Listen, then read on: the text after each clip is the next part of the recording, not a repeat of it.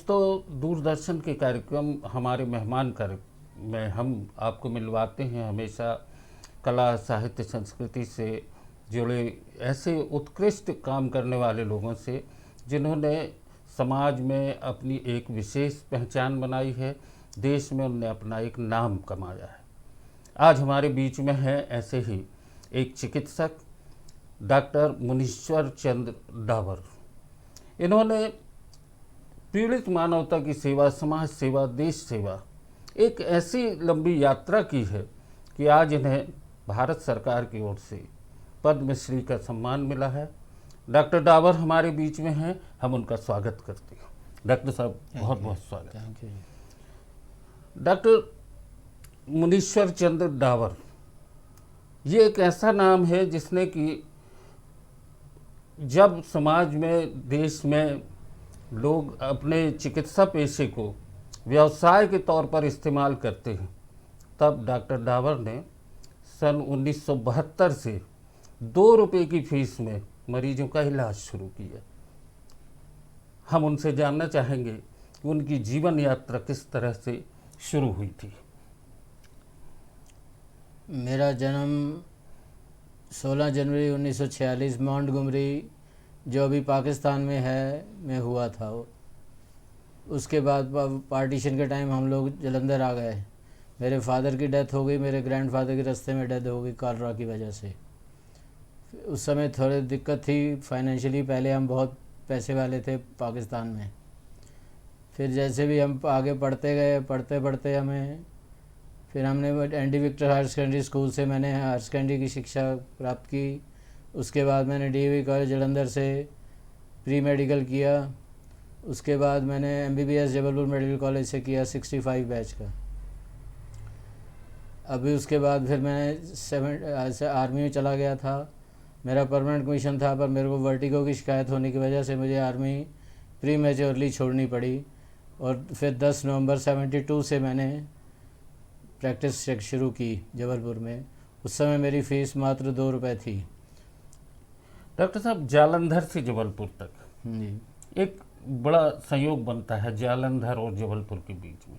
एक यात्रा है स्कूल के जीवन से लेके कॉलेज के जीवन और एक एमबीबीएस की पढ़ाई, डॉक्टरी की पढ़ाई, ये सब करने के बीच में एक सामान्य नागरिक का जीवन आपने जिया। तो किस तरीके से आपका जीवन रहा? हमें कोई ऐसी ख़राब आदत नहीं थी, इसलिए हमें बहुत आराम से जीवन जिया हमने। कोई किसी किस्म की हमें परेशानी नहीं है।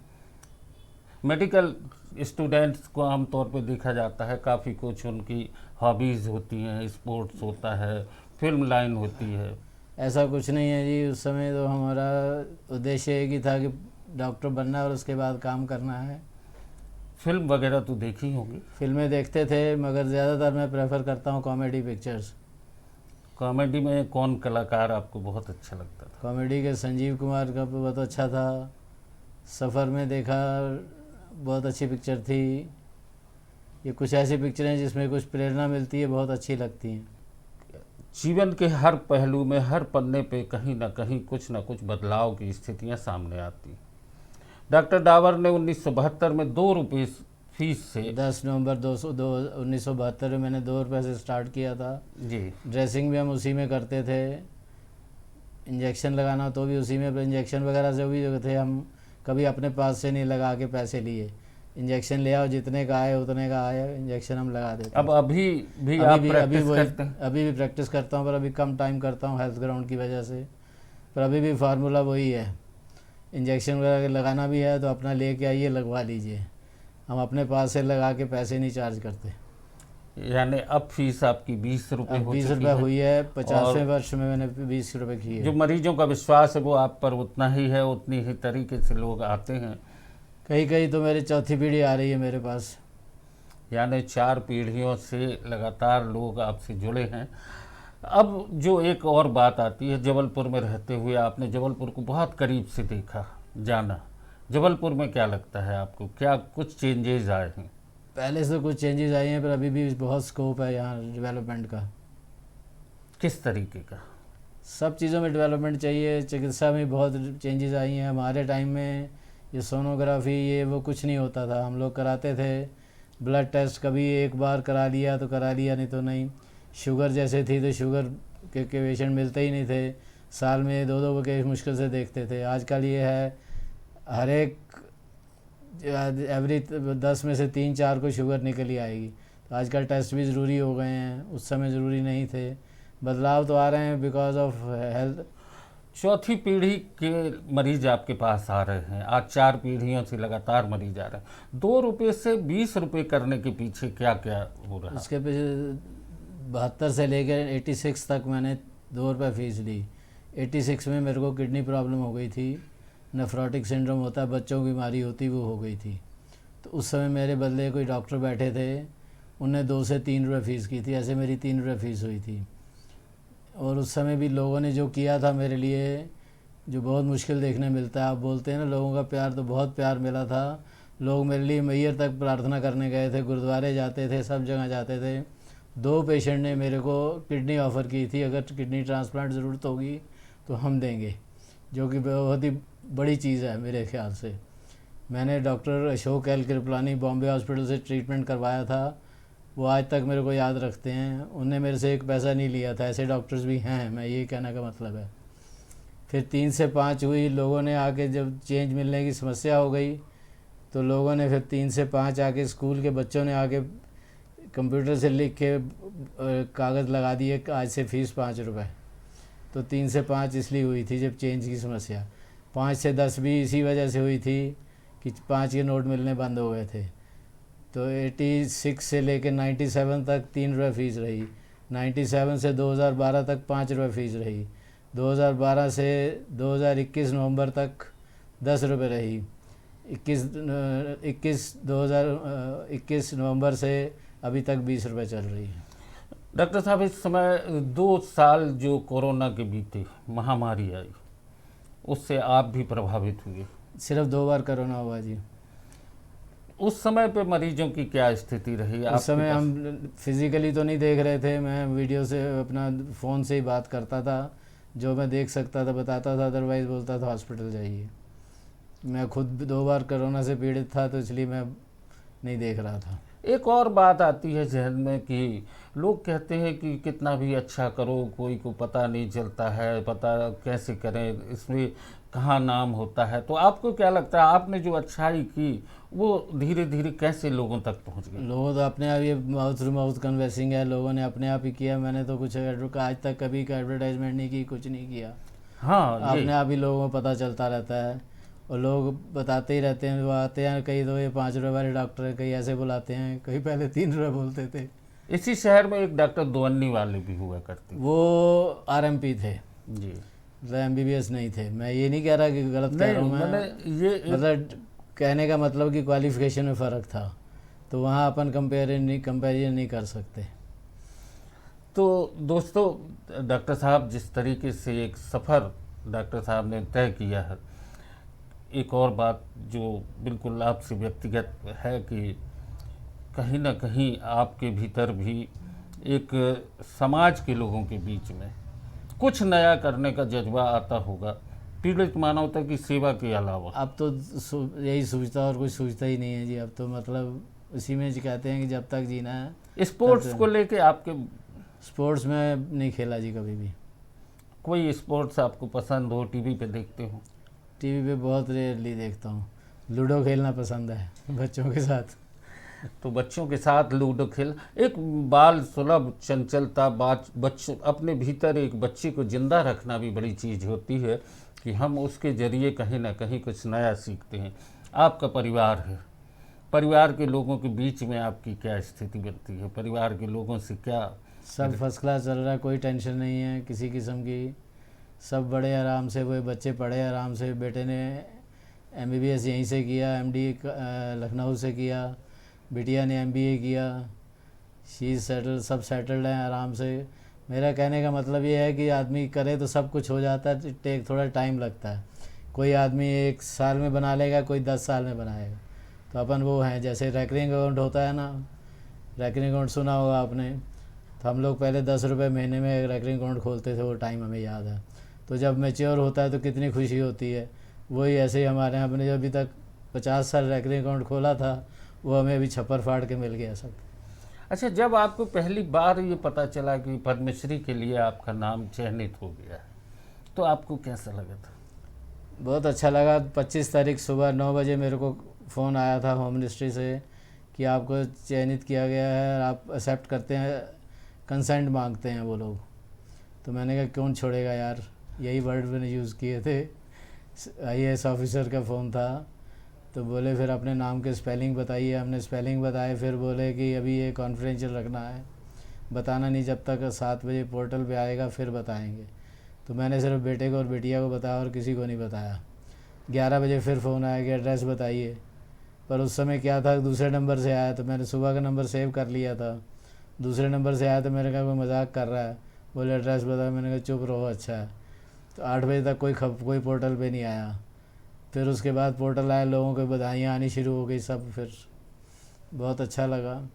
वहाँ पर जब आप पद्मश्री का पुरस्कार लेने गए, तब की क्या मनोदशा थी, क्या आप सोच रहे थे? वो तो ऐसा फंक्शन था जी जिसके कोई मतलब वर्ड्स में एक्सप्लेन करना ही मुश्किल है, उसके लिए तो वर्ड्स ही नहीं है अपने पास। ऐसा फंक्शन देखना सबके नसीब में नहीं होता। जब भारत सरकार का एक सम्मान, पद्मश्री सम्मान मिलता है, निश्चित है कि निःशब्द हो जाता है व्यक्ति, उसके भीतर बहुत कुछ घुमड़ता है। ऐसा ही कुछ डॉक्टर डावर के भीतर भी जहन में घुमड़ता रहा हो, दिल में बहुत सारे जज्बात थे जिन्हें वो कहना चाहते होंगे। डॉक्टर साहब, एक और चलते चलते आपसे बात करना चाहेंगे, कोई गाना तो आपके जीवन में होगा जिसे आप गुनगुनाते होंगे, फिल्मी गीत? गाना जो आ जाए गा लेते हैं जी, थोड़ा बहुत गाने के साथ गाना ऐसे नहीं गुनगुनाते। गगन दूर गगन की छाँव में किशोर कुमार का पिक्चर थी। आज तुझे लेके चलूँ ऐसे गगन के तले जहाँ प्यार भी मिले, गम भी ना हो, आंसू भी ना हो, बस प्यार ही प्यार मिले। डॉक्टर मुनीश्वर चंद्र डावर से हमारी बातचीत का सिलसिला जारी है। डॉक्टर साहब, एक फीस बहुत कम लेना, तो उससे परिवार की जिम्मेदारियों पर असर तो नहीं पड़ा? देखिए, हमारे परिवार में हमें कोई परेशानी नहीं आई। वाइफ वाज सो अंडरस्टैंडिंग कि पहले ही बता दिया था कि हमारा आई एम लिमिटेड करते इनकम है, अपने उसी में गुजारा करना है।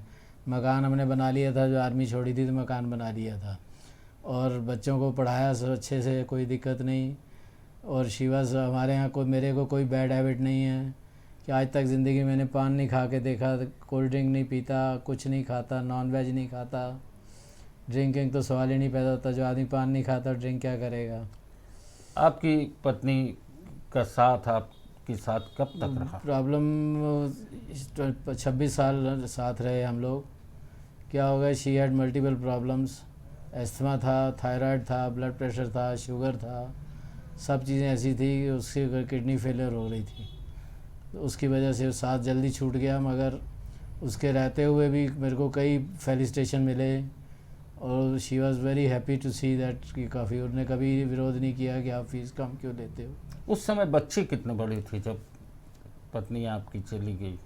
बेटा 4th ईयर में पढ़ता था और बिटिया सेकंड MBA में थी। तो परिवार की जिम्मेदारियों का बोझ एकदम से आना और फिर प्रैक्टिस भी उतनी ही करना, तो उनके बीच में कैसे तालमेल बना? ये बच्चे तो अपने आप ही पढ़ते थे, कॉलेज जाना अपने आप चले जाते थे। सुबह बाई, दोपहर में बाई खाना बनाती थी, रात को बिटिया बनाती थी, तो ऐसे काम चल जाता था हमारा। इसके बाद एक और बात आती है, जब आपने इतनी कम फीस रखी तो आपके साथ वाले जो डॉक्टर थे जो काफ़ी फीस लेते थे, उनने कुछ विरोध किया होगा? किसी ने मेरे सामने किसी ने विरोध नहीं किया था। बस यही बोलते थे कि आप जो तुम कर रहे हो कोई नहीं कर सकता। हमारे प्रोफेसर MP मिश्रा थे, अभी तो डीन मेडिकल कॉलेज रिटायर्ड, आप नाम सुना होगा उन्हें। नेताजी सुभाष चंद्र बोस की आज़ाद हिंद फौज में भी रहे वो। हाँ जी, वो मेरे को जब भी मिलते थे, हालांकि मेरे वो टीचर थे, मेरे को उन्हें पढ़ाया था और बहुत अच्छे से पढ़ाया था। वो मेरे को जहाँ भी मिलते थे बोलते थे कोई तो है मेरा स्टूडेंट जो कुछ कर रहा है, हमेशा उनके ये वर्ड्स होते थे मेरे लिए। डॉक्टर MP मिश्रा के अलावा और कोई डॉक्टर जो आपकी प्रेरणा के लिए, आपके काम के लिए आपको प्रेरित करते? डॉक्टर सामने तो मेरे सभी अप्रिशिएट करते हैं, बाकी पता नहीं मेरे को जी। किसी ने आज तक मेरे सामने मेरे के बारे में बुराई नहीं की, अप्रिशिएट बहुत किया है, सब ने किया है। प्रोफेसर ओ.बी. मिश्रा थे, वो बहुत अच्छे थे, वो भी अपने हाथों से सिखाया उनने मेरे को। देन बीमार था मैं 86 का बताता हूँ, नेफ्रोटिक सिंड्रोम हुआ था, तो मैं बॉम्बे हॉस्पिटल में था। डॉक्टर अशोक एल कृपलानी ने मेरा ट्रीटमेंट किया। वो आज भी मेरे को याद करते हैं, अभी भी पीछे आए थे 10 साल पहले, तो ही कुड रिमेंबर मी, और सब मेरे से बातें की, सब बोलते अभी फ़ीस कितनी ले रहे हो। ऐसे ही मैं 93 में मेरे को यानी प्रॉब्लम, आपसे जब कोई मिलता है तो ये पूछता है पहले डॉक्टर पूछते कि हैं फ़ीस कितनी है। फीस कितनी है।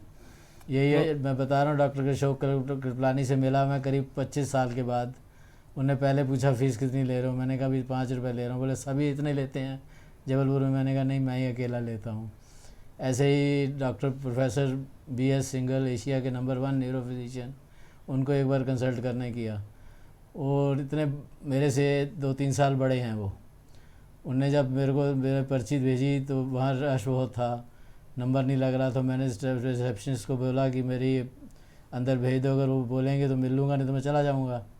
उन्हें अंदर लेके गई तो डॉक्टर साहब ने बोला उनको बोलो बैठ जाएं, मैं देखूँगा आज उनको, जैसे भी देखूँगा।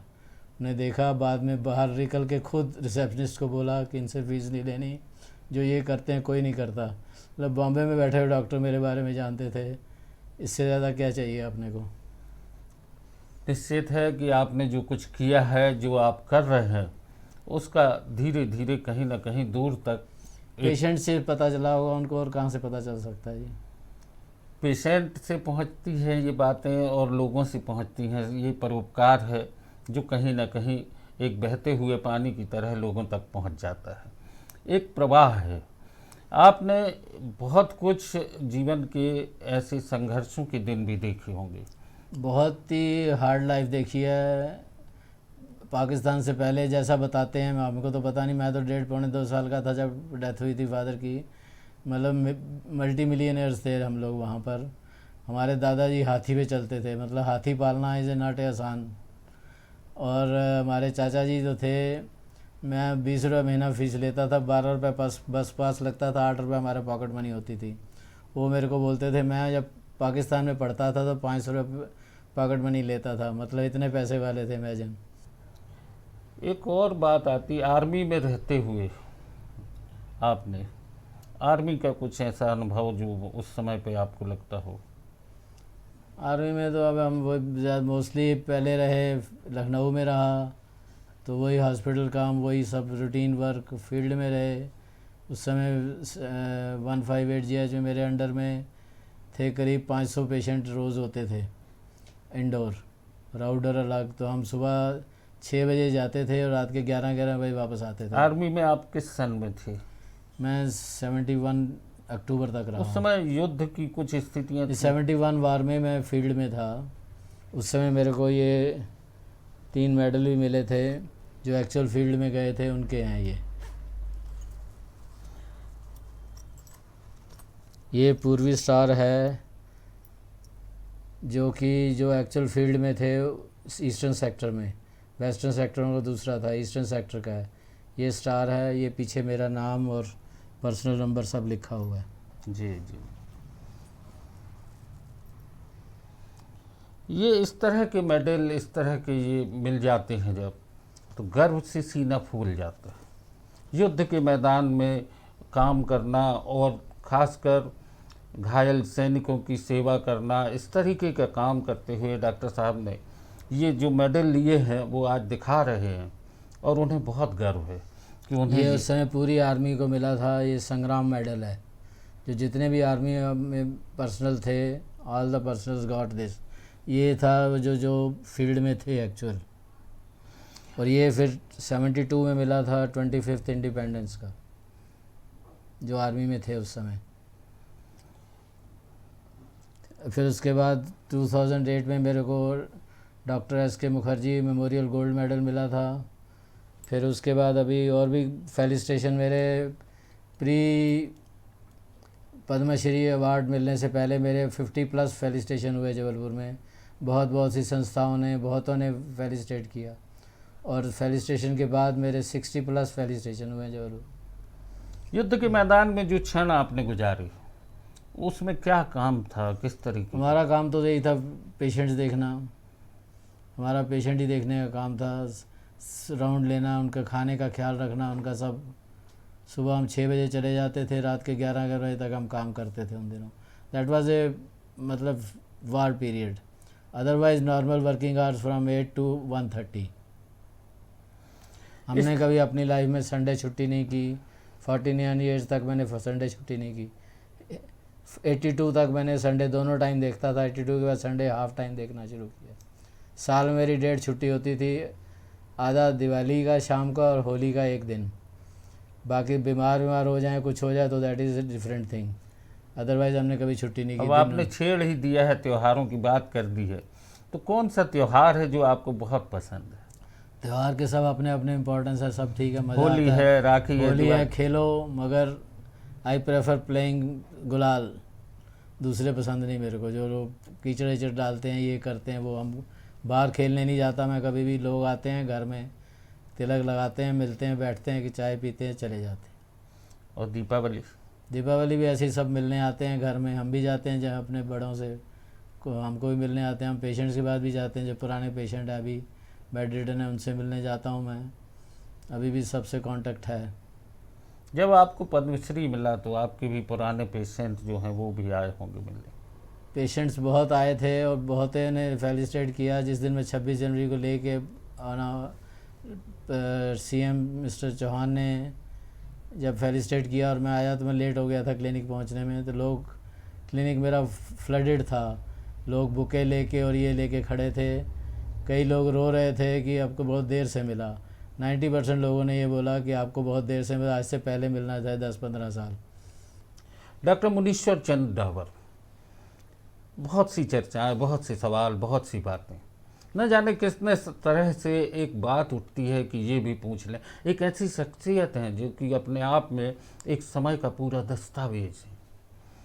डॉक्टर साहब, एक चीज़ और आती है कि आप जिस तरीके से काम कर रहे हैं चिकित्सा पेशे में, आने वाले समय में जो नए पीढ़ी के डॉक्टर हैं, जैसे आपको किसी ने बोला कि निचोड़ न मत, तो आप आज की पीढ़ी के डॉक्टरों को क्या कहना चाहेंगे? मैं तो यही कहूँगा कि आजकल आप अपना अपना अनुशासन रखिए, टाइम के पंक्चुअल रहिए, सिंसियरिटी दिखाइए, आपको मिलेगा ज़रूर, सब कुछ मिलता है, मगर देर ज़रूर मिलेगा ज़रूर।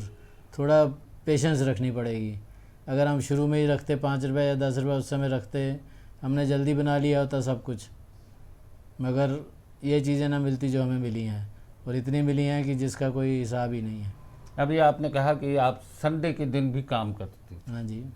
आजकल देखने में आता है कि संडे के दिन डॉक्टर्स जो हैं ड्यूटी पे नहीं रहते। संडे क्या, सैटरडे भी बंद होता है जी आजकल तो। जी, तो उनसे कुछ कहेंगे? अब उसके लिए तो अपने अपनी इच्छा है जी। बाकी क्या, बीमारी किसी को देख के नहीं आती, कब आ जाएगी मेरे को, आपको, किसी को भी कब आएगी उसका कोई टाइम तो है नहीं। अनवांटेड गेस्ट हैं वो तो, बिन बुलाए मेहमान के समान होती है कभी भी। अभी तो मैं नहीं देखता, मैं रात को भी 3-3 4-4 बार रात को तो जाता था, और रात को भी मेरी फ़ीस घर जाने की 5 रुपये होती थी।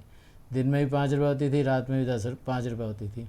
कभी ये नहीं कि दिन में गए तो ज़्यादा ले ली, रात को ली तो ज़्यादा ले ली, ऐसा कुछ नहीं था। डॉक्टर साहब, बहुत सी बातें की, आपसे बहुत सी चर्चाएं की। आप अपने जीवन के ऐसे पड़ाव पर आ चुके हैं कि आपको लगता है कि सब कुछ हासिल हो सकता है और हो चुका है, तो अंतिम इच्छा क्या होगी आपकी? बस अपनी इच्छा है कि ऐसे ही काम करते करते जाएं इस दुनिया से, बस। और लोगों को कोई संदेश? वो बताया ना, अनुशासन प्रिय रहिए, सिंसियरिटी दिखाइए, पंक्चुअल रहिए, आपको सब मिलेगा। थोड़ा पेशेंस चाहिए उसके लिए। डॉक्टर डावर, आपने हमें समय दिया, इसके लिए बहुत बहुत धन्यवाद। आपने बहुत सारी चर्चाएं की और बहुत सारे पहलुओं पर आपसे बातचीत हुई, जीवन के पहलुओं पर। मेरे father in law doctor MC Dawar के बारे में मैं एक बहुत अच्छी बात कहना चाहती हूँ कि वो अपने सादा जीवन उच्च विचार वाली बात पे पूरी तरह से खरे उतरते हैं। उनको ना तो किसी चीज़ की, मतलब ना तो कोई लत है, ना पैसों का लालच है। इस वजह से ना हमारे घर में बहुत ही अच्छा एनवायरनमेंट है। मेरे बच्चे, मैं एक छोटा सा किस्सा शेयर करना चाहती हूँ। मेरे बच्चे जब स्कूल से आते हैं तो दादू जी उनको बाहर ही मिलते हैं। बच्चे कार से उतरते हैं तो दादू जी कहते हैं, बेटा आज फ़ीस नहीं दी। तो वो फीस ये होती है कि वो बच्चे उनसे गले लगेंगे और गले लग के उनकी किस्सी लेंगे। ये दादू जी की फीस होती है। तो ये एक बहुत ही मतलब हमारे घर में ना छोटी छोटी बातों को हम लोग बहुत इन्जॉय करते हैं। और कभी भी ऐसा नहीं होता कि मैंने ये देखा हो कि पैसे कमाने के लिए कोई होड़ लगी हो या ये कहा जाए कि ये दिक्कत जा रही है, इस तरह के शब्दों का इस्तेमाल नहीं होता है। हाँ ये है कि मतलब बच्चे भी उसी तरह से अब ढलते जा रहे हैं और मेरे पति भी कोशिश करके उन्हीं आदर्शों का पालन करते हैं और हमें तो अब आदत होती जा रही है, अच्छा लगता है। घर में एक इतने बड़े पद्मश्री हैं अब, हमारे लिए तो ससुर जी हैं। मैं ऋषि डावर, डॉक्टर ऋषि डावर, मेरे पिताजी हैं डॉक्टर MC डावर। हम लोगों ने शुरू से घर में जो देखा, एक तो पापा का फीस बहुत कम था और दूसरा ये था कि वो जैसे रात में भी पेशेंट्स आ रहे हैं 10, अब पहले तो समय ऐसा नहीं होता था कि इतने बड़े बड़े हॉस्पिटल्स हों। हम लोग छोटे थे, स्कूल में पढ़ते थे, तब जनरली पेशेंट्स रात में घर आ जाते थे 10 बजे, 11 बजे, 12-12, 1-1 बजे तक जब हम लोग पढ़ रहे होते थे तब भी हमने देखा कि घंटी बजती थी और पेशेंट्स आके बहुत 2 रुपये 5 रुपये में रात को 1 बजे जगा करके भी पेशेंट्स दिखा के चले जाया करते थे। फिर फॉर्चुनेटली मेरा भी, हमारे घर में एक बहुत अच्छी चीज़ ये हुई कि पैसे बहुत लिए नहीं तो पैसे बहुत खर्च भी नहीं हुए। जैसे मेरा सिलेक्शन गवर्नमेंट से हो गया तो MBBS के समय फ़ीस कुछ थी नहीं, मेरा ख्याल है 100 रुपये महीना फ़ीस होती थी हम लोगों की जब मैंने MBBS किया यहीं जबलपुर मेडिकल कॉलेज से। बाद में मेरा PG में सिलेक्शन हो गया तो PG के लिए तो गवर्नमेंट मेडिकल कॉलेज से हमें स्टाइपेंड मिलता था, तो खर्चा कुछ था नहीं। तो फॉर्चुनेटली जब बहुत ज़्यादा पैसे लिए नहीं तो बहुत ज़्यादा खर्चे भी किसी बहुत बड़े उसके लिए हुए नहीं। और दूसरा ये कि पापा ने एक घर बनाया और वो एक क्लिनिक जिस पे वो प्रैक्टिस करते हैं, उसके थ्रू अभी कोई ऐसी दिक्कत नहीं गई। मैं भी MBBS करके MD करके प्रैक्टिस कर रहा हूँ शहर में, करीब 14 साल हो रहे हैं मुझे प्रैक्टिस करते हुए। मेरी सिस्टर भी वेल सेटल्ड है, वो जो है वो पुणे में MBA किया हुआ है, उनके हस्बैंड भी अच्छी कंपनी में जॉब करते हैं। तो हमारी फैमिली एक बहुत ही कंफर्टेबल, कभी हमें ऐसा नहीं लगा कि हमें कोई पैसे की किसी तरह की कोई कमी रही हो। दर्शकों, अगले कार्यक्रम में हम फिर मिलेंगे हमारे मेहमान, नए मेहमान से और ऐसे मेहमान से जिन्होंने समाज में, देश में और पीड़ित मानवता समाज सेवा के क्षेत्र में कुछ न कुछ नया किया हो। तो आप देखते रहिए हमारा कार्यक्रम। इसके साथ ही हमें दीजिए अनुमति। धन्यवाद।